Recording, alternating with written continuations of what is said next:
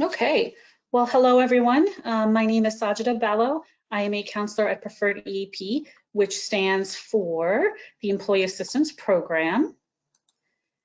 And Tyler, I don't know if you can hear me. Yep, I can hear you. I'm not sure what happened. My screen's kind of...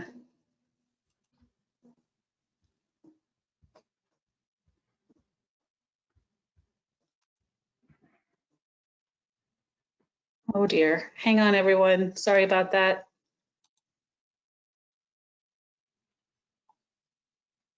Okay. So like I stated, my name is Sajida Ballo. I am a counselor at Preferred EAP, which stands for the Employee Assistance Program. We provide counseling services for you. So please use this free and confidential resource for any issue or just to get feedback. I'm excited to present and want to both welcome you and thank you for attending and supporting this presentation. This is an intense topic, I know, and really so needed for discussion and growth. I know we all have our own experiences and knowledge base, so I really invite you and I ask you to please stay open to information being presented for educational and growth purposes, as well as reminders. We all need reminders. Know that this is a prejudice-free zone, and our role here really is to create some awareness. So during the presentation, should you have any comments or questions, please put them in the chat box and know that we'll address them towards the end of the presentation. We're going to be doing some live polling today through Mentimeter. Please know that it's completely voluntary and anonymous. There is no way to track any phone numbers to any answers. We hope that you'll engage just to kind of create some interaction. And my colleague Tyler will be my technical support, and he'll also explain the use of the Mentimeter. Okay, good morning, everyone. So as Sajida mentioned, we're going to be using this tool called Mentimeter today to kind of encourage participation throughout the presentation. So if you want to pull your cell phones out and go to the site www.menti.com, and then once you're there, you'll be prompted to enter an 8-digit access code, which you can see on the screen is 53615465.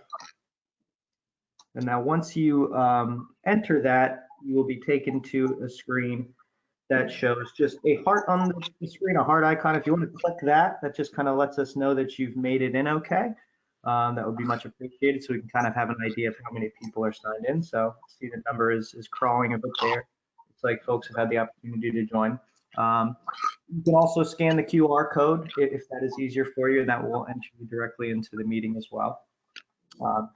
If you're joining late and we kind of advance or something like that, the code will be available at the top of each screen once we reach out the polling question. So see, we have about 46 in attendance, and it looks like 15 or so that have signed in so far. So just give everybody a moment to kind of have the opportunity to join. And again, it's possible.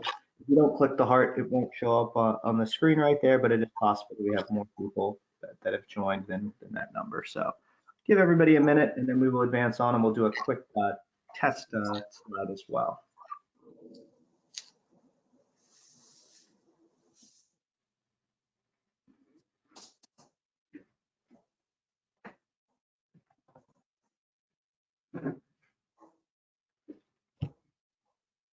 All right, so I'm going to move ahead to the test slide, Sajida. Just yes, thank you.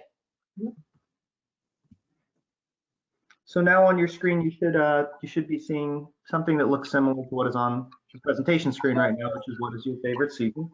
You just want to click one of those options, click submit, and as you can see, all of the results are populating as you are submitting your answers. So this is wonderful. Thank you for participating.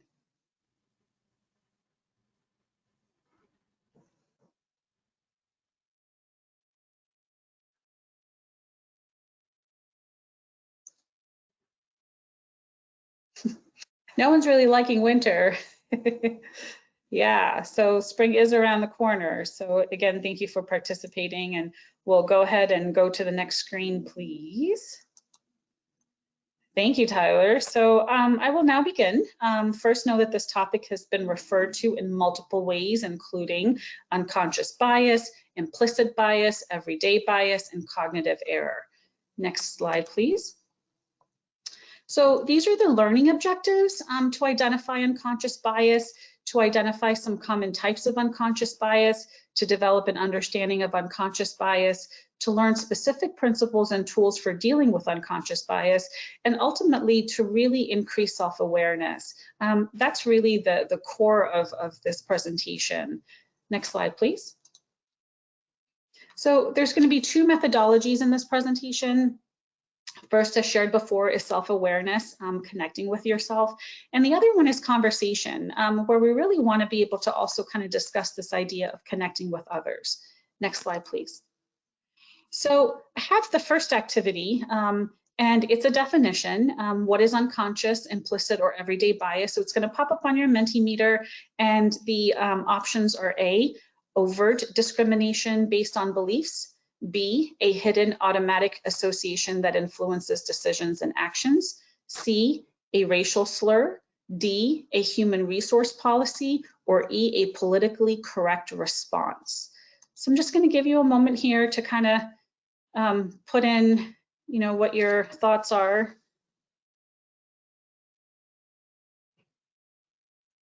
Yeah, so an overwhelming majority answer here, and you're absolutely correct. Next slide, please. So unconscious bias is a hidden automatic association that influences decisions and actions, a cognitive process characterized by hidden automatic associations about other people that inform our understanding, perceptions, and actions. It occurs outside of conscious awareness. Usually it's kind of a deep subconscious thing, sometimes difficult to access. It's outside of conscious control. So what this means is that it's immediate and it's reflexive in nature. So sometimes you might hear it as sort of habits of the mind or a mental shortcut. Sometimes we even use the word like being on autopilot, like I just kind of get into this autopilot, and that's part of what happens here. So know that it can be positive or negative in nature. And some people describe biases as a natural sorting mechanism to evaluate thousands of stimuli we encounter on our daily lives. It's also meant to protect us from perceived danger. So the key thing to remember about biases or automatic associations is that fundamentally this is the way our brains function. So there's no shame or blame associated with this kind of cognitive function.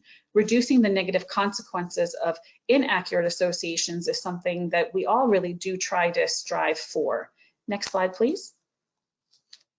So bias is something that we all have, and by itself, it's neither good nor bad. It's a conscious or unconscious judgment we make based on information we have learned from our own experiences or by what we have been taught by others. And you'll see sort of cultural teachers in quotes. This could be parents, teachers, religious preachers, coaches, the list really goes on and on. Bias can come into play about anything, including individual people, groups of people, companies, sports teams, and even the best kind of ice cream we think are the quote unquote best. So ultimately, our perception really is our reality. How I see something is my truth and my reality from what I know. Next slide, please. So I wanted to share some trivia. Our brains can consciously process 40 pieces of information per second, while we unconsciously process 11 million pieces. Imagine that. So in order to keep up with all the stimuli around us, we create mental shortcuts or heuristics that make decision-making easier. This is very common. Efficiency does not equal accuracy. So think about all the Hollywood movies based on miscommunication, assumptions, or misinterpretations. And really without sharing aloud, and I'm not going to do a Mentimeter for this, really for the same reason as above, think about some of the things that happen in our own lives, some of the drama that sometimes gets created based on this idea of miscommunication, assumptions, or misinterpretations.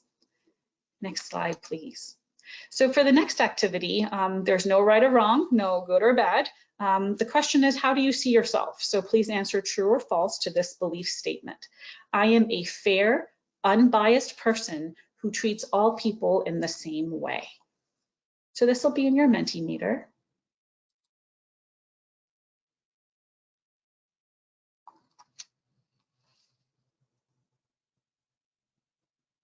Yeah, so as you can see, this one's really fairly evenly divided here.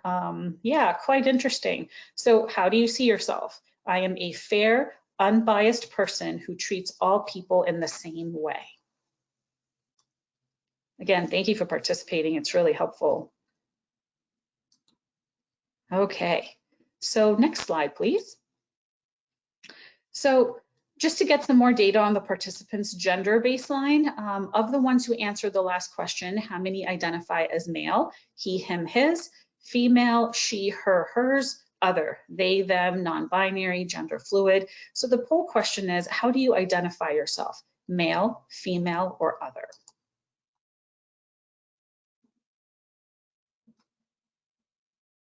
Tyler, I'm not seeing the next slide there.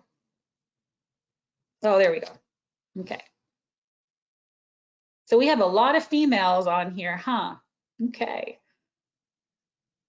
Well, to all of you again, welcome. I'm really glad you're joining us. Next slide, please. So the next activity that we're going to do will be a series of questions, and these are really to help us self-reflect. This is from lovehasnolabels.com. Since implicit bias lives in our subconscious, it can be hard to spot. Sometimes all we need is a moment to pause and reflect honestly on our thoughts and behaviors. So get ready for some live polling here. Remember, it's anonymous, and I really invite you to go ahead and participate. So the next slide, please. So the first poll question, where you can answer yes or no, is, have you ever avoided sitting next to someone in public based on how you perceived their race, religion, or ability?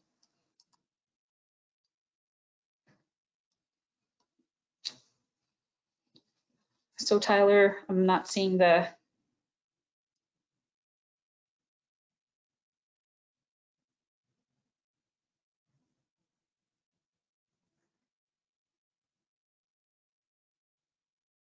I'm not sure if it's popping up on your Mentimeter. There we go. Okay, so have you ever avoided sitting next to someone in public based on how you perceive their race, religion, or ability? And so as we can see, some of you said yes, and many of you said no. So again, no right or wrong, no good or bad. We're just kind of asking some self-reflective questions here. So if we could go to the next slide, please. So actually, let me just say that, you know, with that last question there, sometimes we do make assumptions about people based on the way that they look, and our assumptions may impact whether we feel safe or comfortable, even though we have no idea whether these assumptions are true. So the next time you kind of find yourself around someone who looks different than you and the situation is appropriate, strike up a conversation. You might realize that you actually have more in common than you think. Okay, so if we could go ahead into the next slide.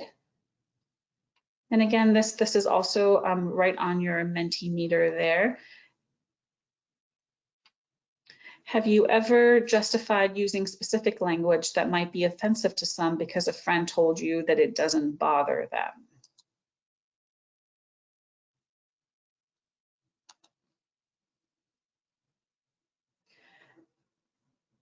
So as we look at this, you know, certainly even if a friend told you it doesn't bother them, it's best to avoid language that can be perceived as having biased undertones. There's a chance the language could be offensive to another person and make them feel unwelcome and unsafe when you're around.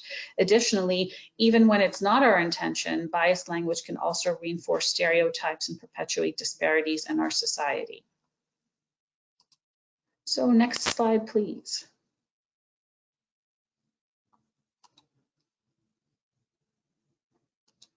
So for this poll question, think about your own social circle.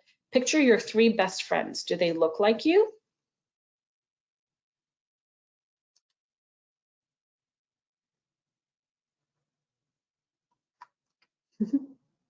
Oh, we're neck and neck in this one too. Yeah, so again, no right or wrong, no good or bad, just kind of evaluating your own circle there. Yeah, so, you know, it's actually not uncommon. We often surround ourselves with people who look like us because we assume they share our values. However, we may find that that we share common interests, experiences, and values with others who look a little different than us. Next time you meet someone with a different background, get to know them on an individual level. And again, you might find that you have more in common than you think. Next slide, please. So the next poll question is unfortunately a common situation and one we may not have even thought of in the context of unconscious bias. So please answer yes or no. Have you ever joked around and told someone to quote unquote stop acting like a girl?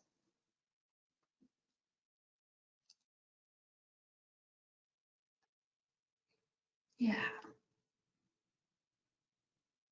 Again, thank you for participating. Yeah.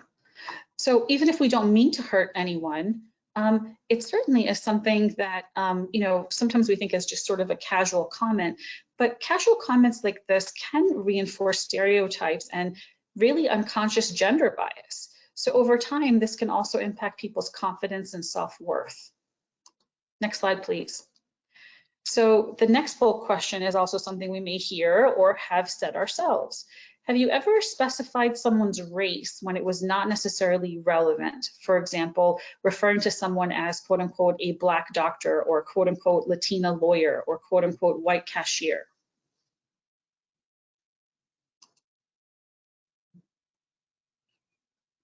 Yeah.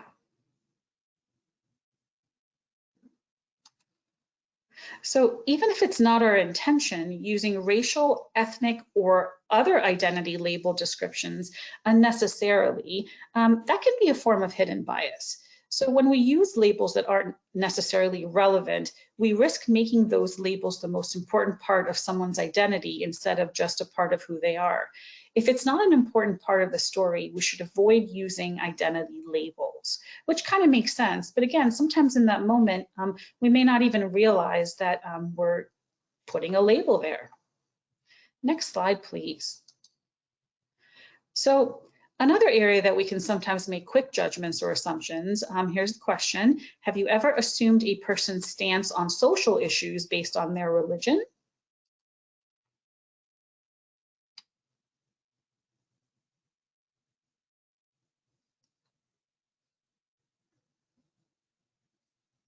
Yeah, so as we're seeing, we're kind of having yeah, pretty neck and neck here. Yeses and nos. Okay, thank you. So while religion can shape our values and our upbringing, it doesn't mean that everyone who prays or practices in a particular way always feels the same way. Our stance on social issues is shaped by our own experiences and understanding of the world. Next slide, please. So this is the last scenario. Have you ever ruled out certain neighborhoods as places you might live or send your kids to school based on the town's demographics?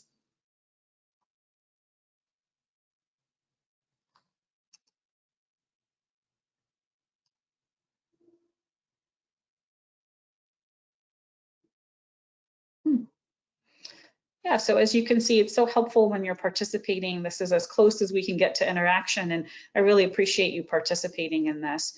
Yeah, so many of you are saying, yeah, we've considered the town's demographics.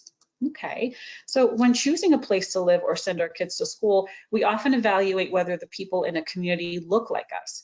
This is because we assume that people who look like us will share our values. However, almost all families want the same thing, to feel relaxed, safe, and loved at home. There's also great power in living in a diverse community. By engaging with families who look a bit different than your own, you'll break down stereotypes, learn new things, and have the ability to form long-lasting relationships. So we've really spoken about some different scenarios here, and I just want to alert you to an upcoming twist. So Tyler, next slide, please. So I want to revisit. This is the same question that we began with. Again, no right or wrong, no good or bad. How do you see yourself? So please answer true or false to this belief statement. I am a fair, unbiased person who treats all people in the same way.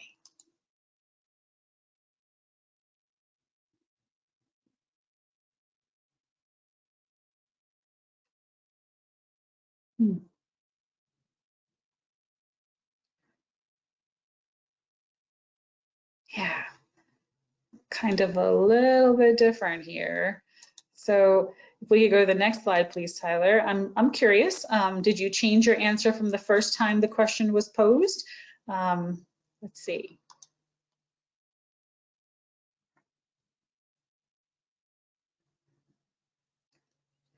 Okay. Yeah.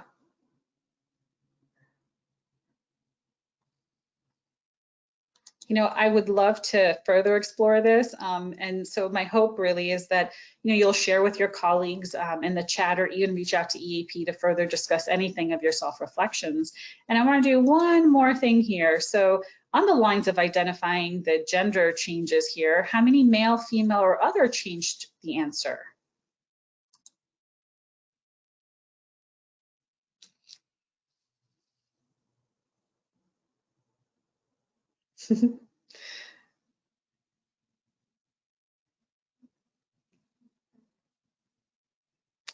So some changes going on there. Yep. So again, not right or wrong, not good or bad, right? We're just kind of exploring things and we're kind of talking about stuff. So again, you know, it would be neat to explore this a little bit more. And I hope that you're able to reach out to others and of course to EAP as well. So, you know, thank you again for your participation with all this. So Tyler, if you go to the next slide, please. So while being fair and unbiased is a worthy intention, it truly isn't possible given how we will define bias in today's presentation. As you will come to learn, bias is a good thing. It means your brain is healthy and it is doing what it should do, helping you to make sense of incomplete information so you can take some action. Brains love creating stories for us. It makes associations, identifies patterns, and fills in gaps so that we feel like we have a story. It is our story, but it may not be the correct or complete story. Next slide, please. So the reality of bias is this. You have a brain, you make biased associations. All humans have bias. Next slide, please. Automatic associations. So how does this work?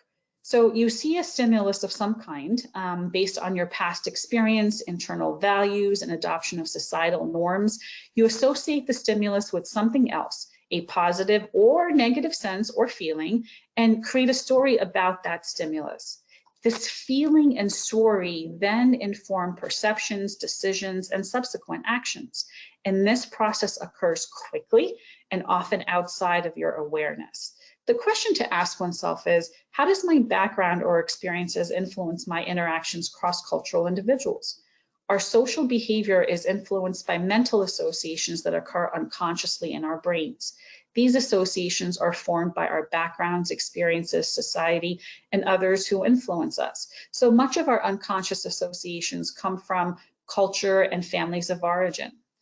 The influence of background and experiences are influenced by others. And again, we've talked about that cultural teacher. So know that, you know, this group kind of, or that person really tells us what it means to belong to a group, a profession, a spiritual community. And remember, you're influenced by your cultural teachers, and also you are a cultural teacher for others. So just sort of remember this path to action. We're going to modify it a little bit later. So there's a stimulus. You see, hear, or otherwise experience something. You tell yourself a story about the facts, whatever attributions based on the facts. You generate a feeling based on your story, and then you act on your feeling. Next slide, please. So we tend to label people, ideas, or things based on our initial impression, and this is called rapid cognition. These quick assessments, which may or may not be accurate, affect how we treat others. So the idea of that trust your gut reaction about first impressions, honestly, it may be wrong. A common association may be that elderly people are frail. This association is true for many adults, but not all. So the tendency to sort and identify information based on prior experience or habit, a fundamental protective mechanism of the mind. If we see something that has been dangerous for us in the past, or we think that it was dangerous, we don't reevaluate to determine whether it will threaten us this time. We immediately take action, and this is called pattern recognition. So if X meant Y before, so X must mean Y now. Again, this pattern may be likely to occur, but not always. So stereotyping is a strong form of pattern recognition. We react to someone new based on physical characteristic of that person and relate it to our interactions with others with a similar characteristic. When we assume certain patterns, again, based on our experience, that that's true for all individuals, we may sometimes be wrong. For example, we see a person of a particular ethnicity, religion, gender, or race act in a particular way, and we assume, whether consciously or unconsciously, that other people in that group must act the same way. Often we do not account for the fact that the initial pattern could have been an anomaly, nor do we account for change, whether it's disruptive or incremental, that leads to patterns no longer holding. So I would imagine that most of you will agree with me that as we grow, we mature. So how I was as a young person is likely different than now. Next slide, please. Daniel Kahneman, the Nobel Prize winning economist, called this dual processing theory. Dual processing theory states that clinical decision-making occurs through two primary information processing pathways. Pattern recognition is fast, intuitively, heuristically driven, and occurs largely unconsciously. So this is more likely to occur with time pressures, multitasking, cognitive overload, fatigue, hunger, dehydration, etc. Sometimes when you don't have enough sleep either, that could absolutely affect you. So the other way here is the analytic thinking, which is slow, deliberate, and takes place under conscious control. So when functioning optimally, experts likely toggle back and forth between these two processes. So the tricky part is that we feel like our fast thinking decision is correct, even when additional information comes into the picture. So systematic error can occur in both pathways, but predominantly affects pattern recognition present in fast thinking. Mitigate cognitive biases by switching from the intuitive to the analytic processing. So we really want to switch from that fast thinking to quote unquote slow thinking.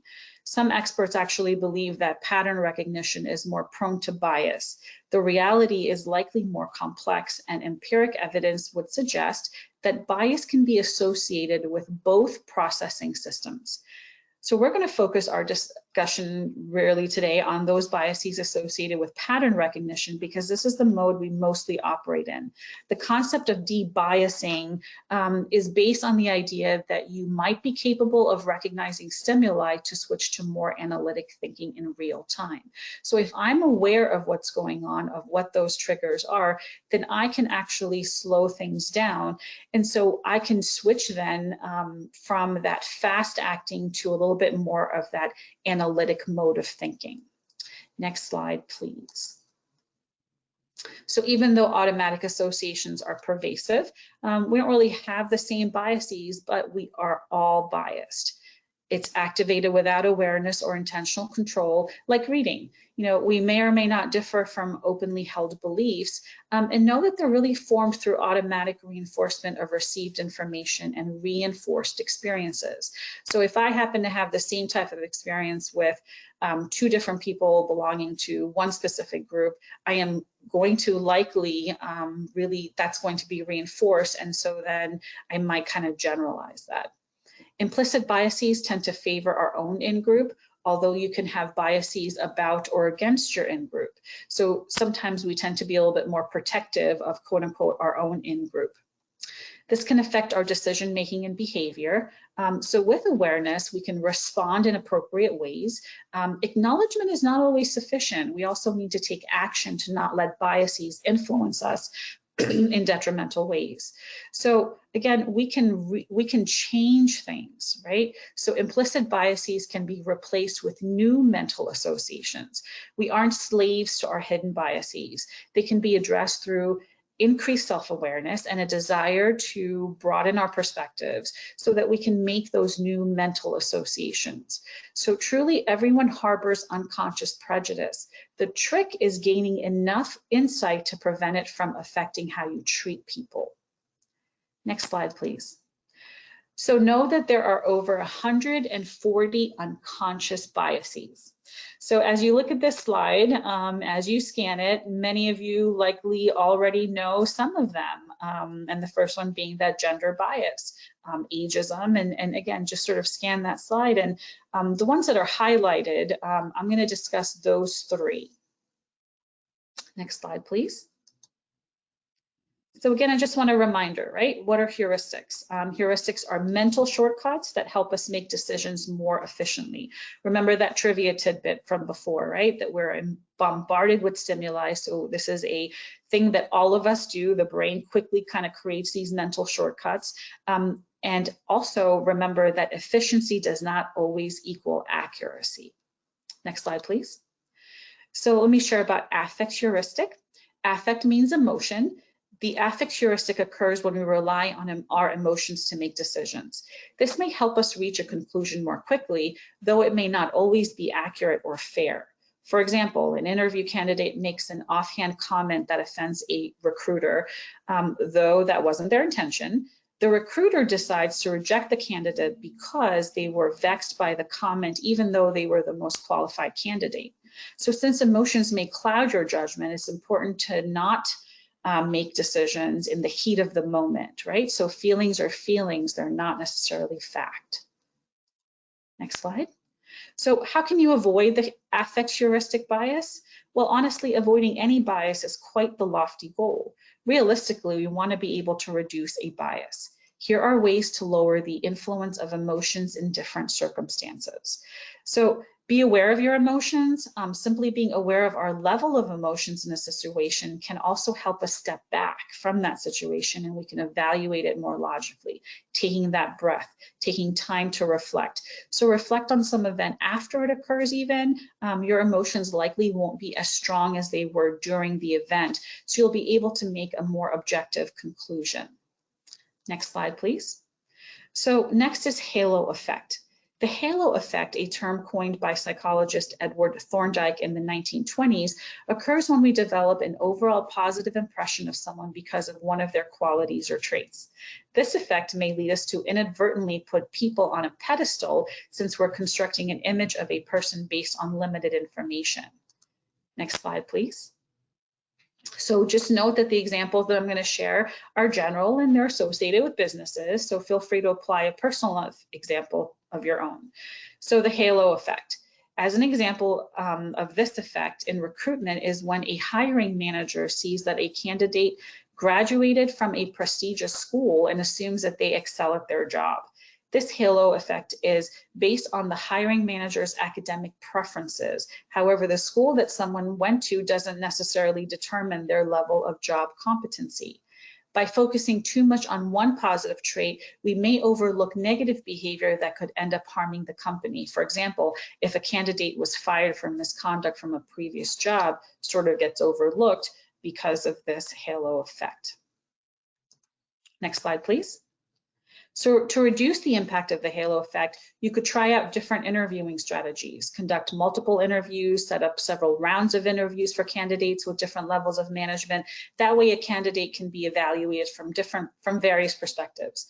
And the other one actually is to diversify your interviewing team. So get someone from another team to interview the candidate. And this really might help because they're not really going to be working with them directly. So it really lessens that halo. Next slide, please. So we did the halo, so now we're going to do the horns effect. So this is really the opposite of the halo. This bias causes us to have a negative impression of someone based on one trait or experience. So this is when you're putting too much weight on a single trait or interaction with someone that's really going to lead to, again, inaccurate and unfair judgments of their character. Next slide, please. So for example, a new team member thinks that constructive criticism they receive from the manager is harsh and assumes that their manager is a critical and stern person. If left unchecked, the horns effect can damage the cohesiveness and trust between team members. Next slide, please. So in order to reduce the horns effect when interacting with others, we want to try to help you and ask you to really challenge your first impressions. Take the time to get to know someone so you can develop a more concrete impression of that person as a whole person. Make judgments based on evidence. Ask yourself how you developed your first impression of someone and find evidence to either support or refute that impression based on additional interactions. Next slide, please.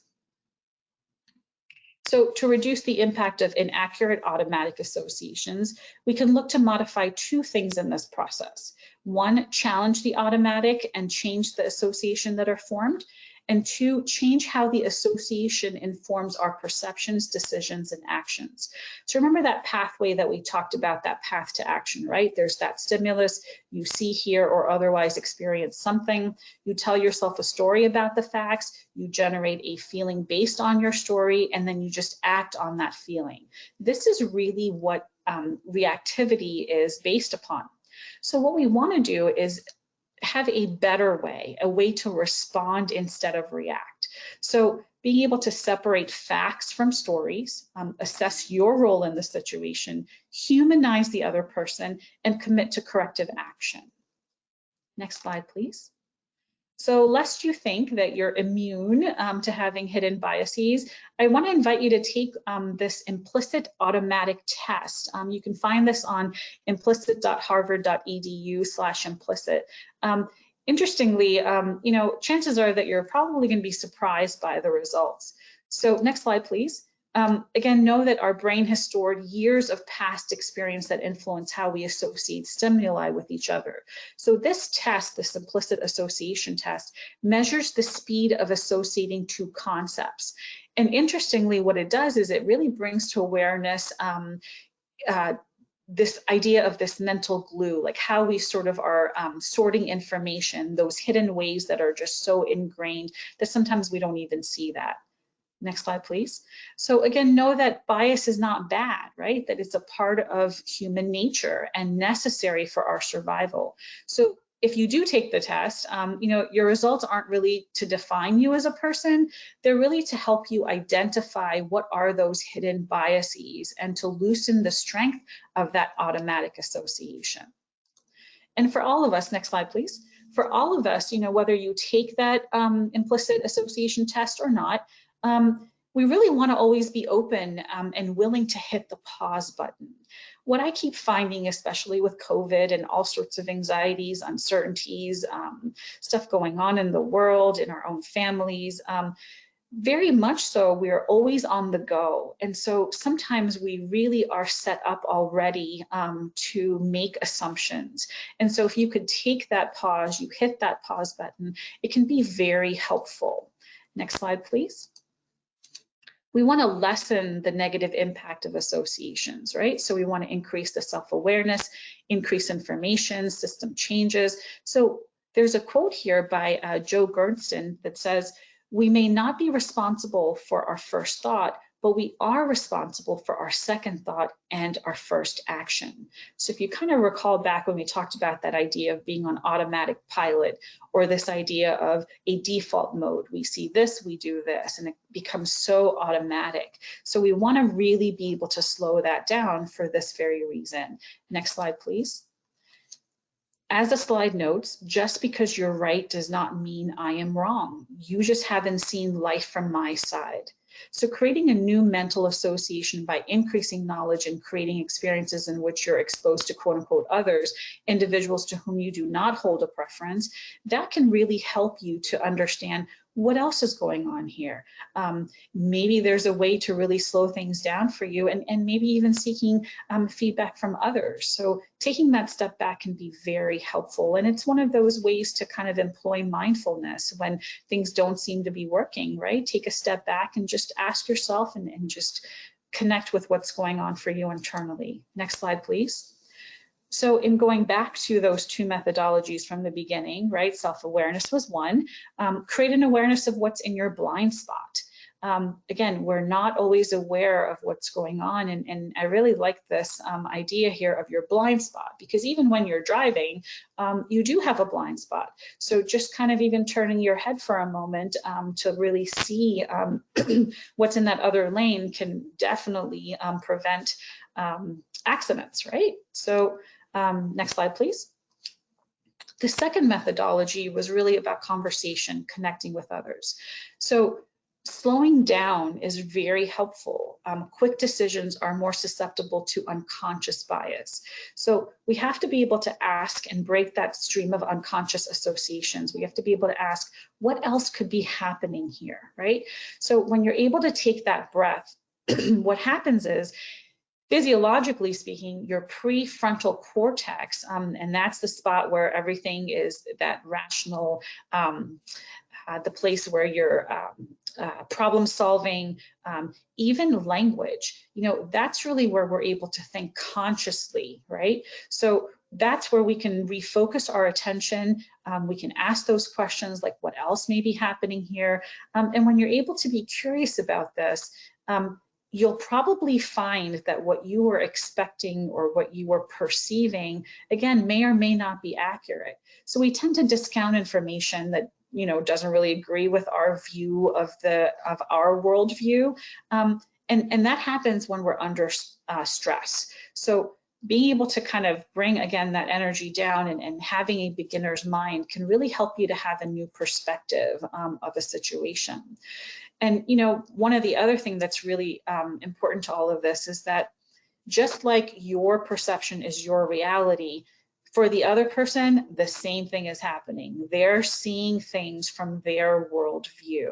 So the quote on here is that every villain is a hero in his own story. So it's really hard to hate someone whose story you know, and this is by Andrew Solomon. So without data, we're subject to the whims of our moods that day and our gut instinct about people, which is again, highly subjective and unconsciously influenced. So likely not very accurate. Next slide, please. So I wanted to kind of share this with you as something that can be concrete. And again, you'll have access to the slides, so no need to worry about the amount of information on here.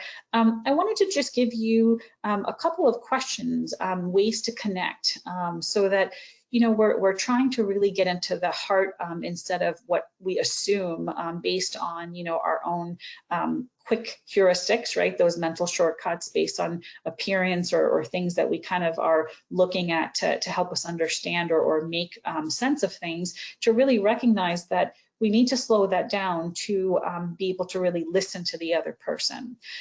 So where did you grow up and what was most memorable about it? Who was your role model growing up? Who is your role model now? What's the biggest compliment you've ever received? Where would you like to travel to? What are you grateful for in life? And the idea of all of this is to, again, really be able to have a conversation where you get to know the other person. So know that we all have a story, and again, we all make a story. So next slide, please. So a closing thought, again, on automatic associations, when they're left unchecked, it really gives us a single story. So the quick reflexive story is very real to us. We hold it very tight. And it's not because it is right or true, but because it's ours. So my story will never be the only or true story. It's only through letting it go, testing our assumptions, gathering more information, and being open to seeing what's happening around us in different ways. That's how we can humanize and how we can care for other people, and recognize again that we don't live in a bubble. So you'll see that the slide here says the problem with stereotypes is not that they are untrue, but that they are incomplete. They make one story become the only story. The consequence of the single story is this: it robs people of dignity. It makes our recognition of our equal humanity difficult. It emphasizes how we are different rather than how we are similar. So I really invite you, when you have some time, to watch this author, Chimamanda Adichie. This is a TED Talk on the danger of a single story. Next slide, please. So first, we need to acknowledge, then we need to modify, right? So we want to create safe places in which others can share their views and perspectives, be open to different perspectives ourselves. And the idea, again, is that we just really want to remain curious, right? This learning is a journey, and accept ambiguity, that growth is a process. We don't always have all the answers, and really that's okay.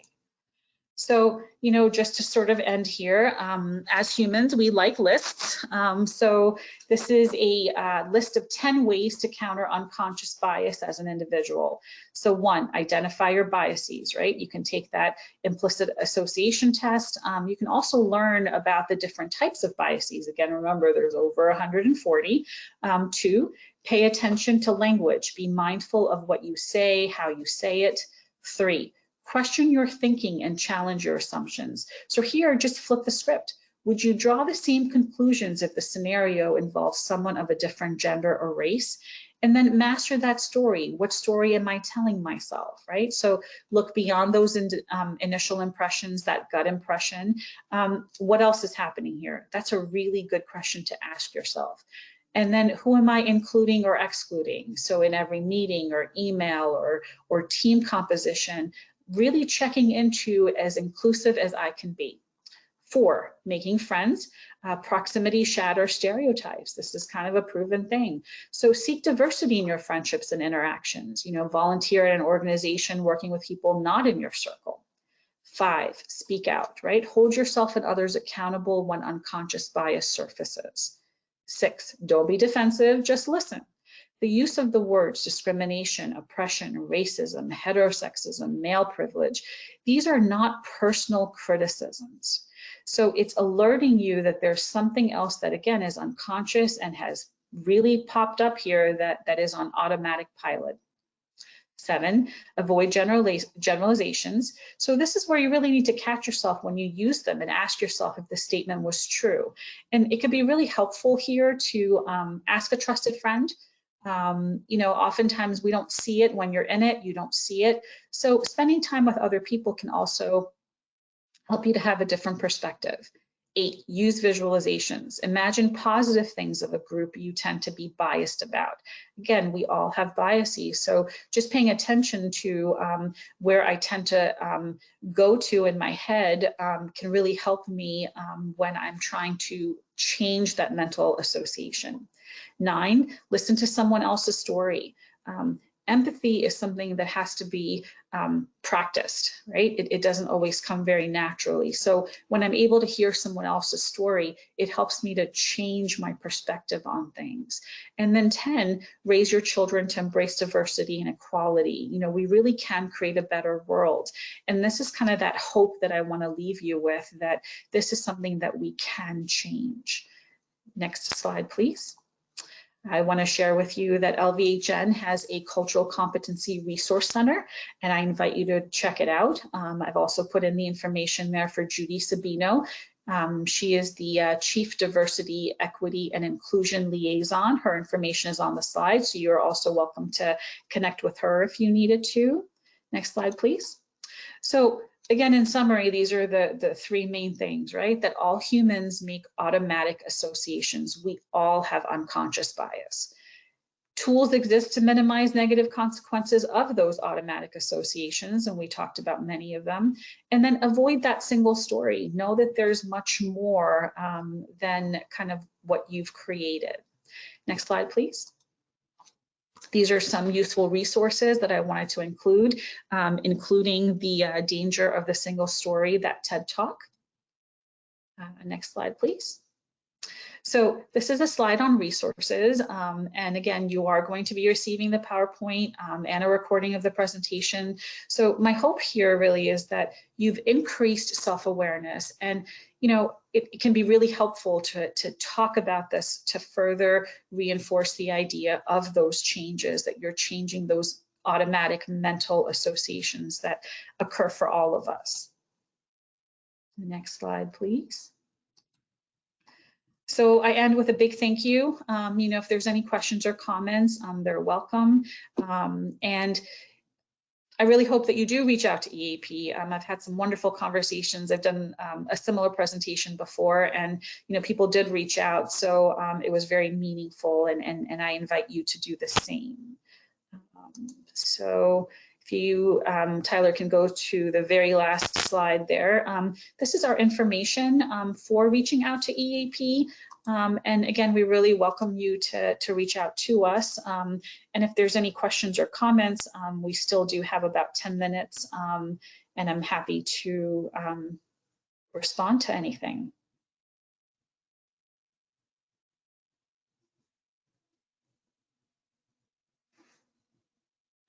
Tyler, I'm not able to see that, I don't think. So if you can just sort of feel that, that would be great.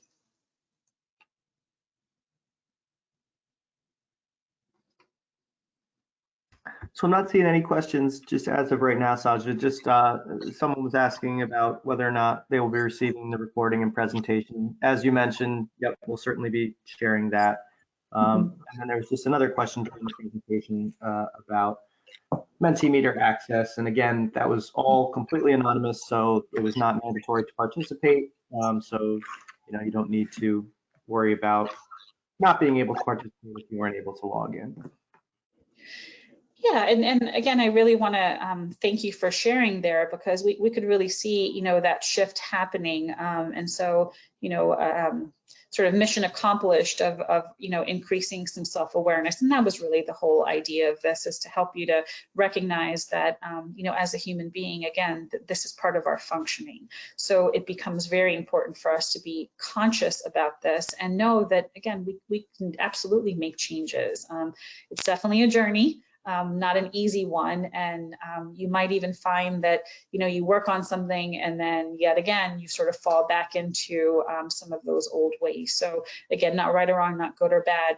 We are all work in progress for sure.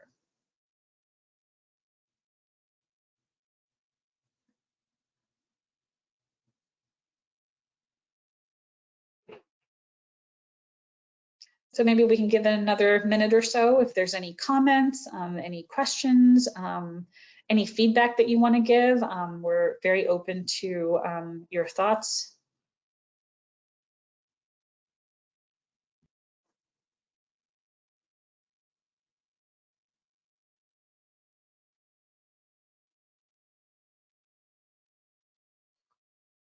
I think we are just getting a few appreciation messages in the questions function, Sajid. So it seems like people really enjoyed the presentation and just wanted to thank you.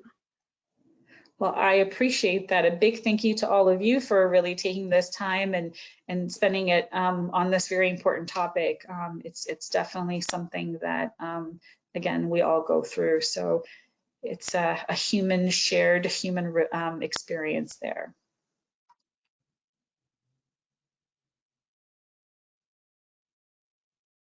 Okay.